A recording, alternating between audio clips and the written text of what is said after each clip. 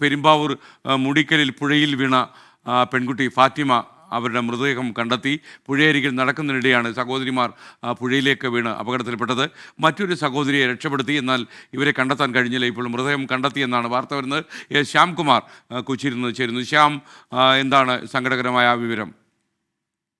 ഇന്ന് രാവിലെയാണ് പെരുമ്പാവൂർ മുടിക്കലിൽ നടക്കാനിറങ്ങുന്നതിനിടെ കാൽവഴുതി പുഴയിൽ വീണ രണ്ട് സഹോദരിമാരെ കാണാതായിരുന്നത്. അതിൽ ഫർഹത്തിനെ രക്ഷപ്പെടുത്തിയിരുന്നു.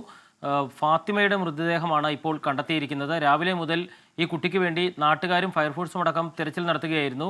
കുട്ടികളെ കാണാതായ ആ പ്രദേശത്തിൻ്റെ തൊട്ടടുത്തുനിന്ന് തന്നെയാണ് ഫയർഫോഴ്സ് സംഘം ഇപ്പോൾ ആ മൃതദേഹം മുങ്ങി കണ്ടെത്തിയിരിക്കുന്നത്. നേരത്തെ പുഴയിൽ വീണ കുട്ടിയെ ആശുപത്രിയിൽ പ്രവേശിപ്പിച്ചിട്ടുണ്ട്. ആ കുട്ടിയുടെ ആരോഗ്യനില തൃപ്തികരമാണ് എന്നുള്ളതാണ് നമുക്ക് മനസ്സിലാകുന്നത്. ആ സമീപത്തുള്ള പാറയുടെ പുറത്ത് കയറിയതാണ് ഈ കുട്ടികൾ വെള്ളത്തിലേക്ക് വീഴാൻ ഇടയാക്കിയത്. സമീപത്ത് മീൻ പിടിച്ചുകൊണ്ടിരുന്ന ഒരാളാണ് ആദ്യത്തെ കുട്ടിയെ രക്ഷപ്പെടുത്തിയത്. പക്ഷേ രണ്ടാമത്തെ കുട്ടി ആ പുഴയുടെ ആഴങ്ങളിലേക്ക് മുങ്ങിപ്പോവുകയായിരുന്നു. ഇപ്പോൾ ആ കുട്ടിയുടെ മൃതദേഹം കണ്ടെത്തുകയും ചെയ്തിരിക്കുന്നു.